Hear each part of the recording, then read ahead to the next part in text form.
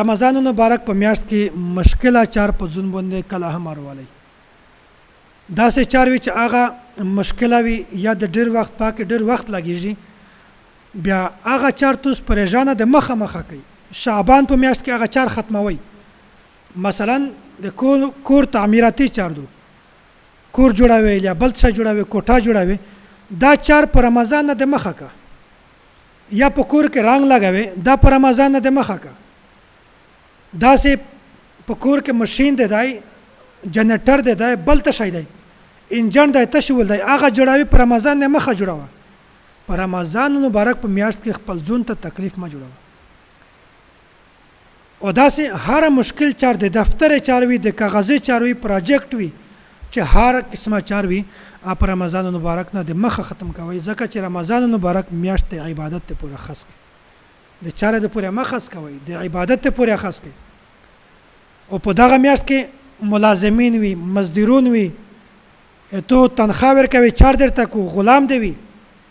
یغه ته سہولت جوړ کړي یغه ته د راحت ول زندگی جوړه کړي لاس غنټه مزدورا په کې پرېژا کې 15 غنټه په کا پابند درانا چار کې پرېژا کې سوکا چار په کا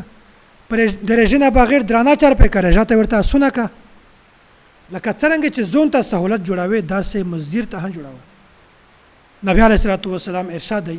چې کیم سړی د رمضان مبارک په میاشت کې خپل مزدور ته سہولت جوړ کو الله تعالی د دغ سړی مغفرت کو او الله تعالی د سړی د جهنم د یور نه بچ کوي ویله میشتوس دا غلط فهمي کې مبتلا یا چې مزدور دای مزدورا دا کو ولې خمونه ریپې وخلی غلط سوچته دی په دغه میاشت کې هر چا ته رعایت دی الله تعالی هر انسان ته رعایت ورکړی دی یو مزدور چې هغه د تو ما تحت دی ته د الله تعالی نه رعایت غوړي چې کیم د تو ما تحت یخت رعایت ولې نه ورکوي بهرحال خلاصه دا چې کله دا میاشت تاسو پندرسي دغه د استقبال د پورا اهم شای دا دی چې مشکله چار درنا چار وجدا چار دا پرېژنه مخه ختم کوا چې کله رجا در بونه شي پاکي معمولی چار سوکا چار کا چې بیا تاسو ته رمضان مبارک میاشت د عبادت ته پورا خالی وي